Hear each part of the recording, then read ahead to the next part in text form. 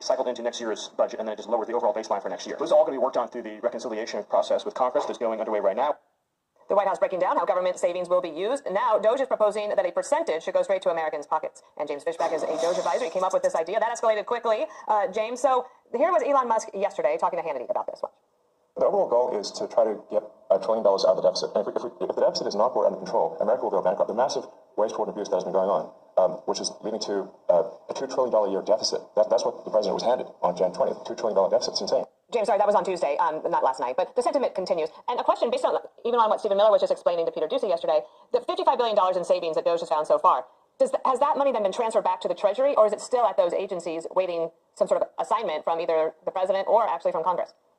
Well, it's somewhere in the ether, Dana, but I think the more important question is that where is this money going to go when we end up saving it when Doge is all said and done? President Trump is off to a smashing start. What an incredible first month. Now it's time to look at the Doge savings, as our proposal calls out, and send 20% of that right back to the hardworking Americans who sent it to D.C. in the first place, Dana. They didn't send it to Washington, D.C. for it to be spent on a rocky Sesame Street or on a transgender opera in Colombia. They sent it for our roads, our bridges, our healthcare, and our education. That clearly has been lacking. So guess what? Taxpayers are overdue for restitution. They need a refund, and I'm proud that President Trump supports our proposal. So in your idea, and maybe it's not fully fleshed out yet, but would the dividend checks go to people, like all taxpayers, or just to people making a certain amount of money?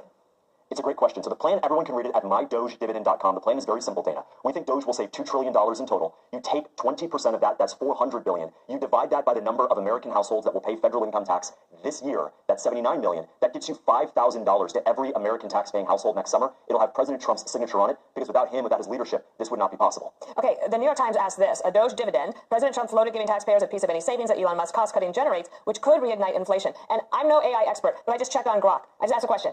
Would giving these checks possibly lead to more inflation? And Grok says yes. What do you say?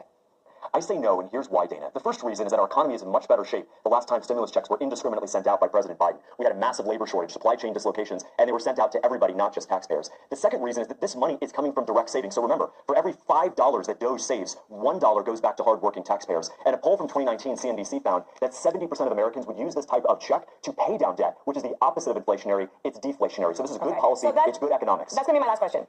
Do you think that if somebody does ultimately get this check, if they have credit card debt, they should use that extra money that they found, the savings, the money they weren't expecting to get back, and pay down their own debt? Absolutely. Just like DC did.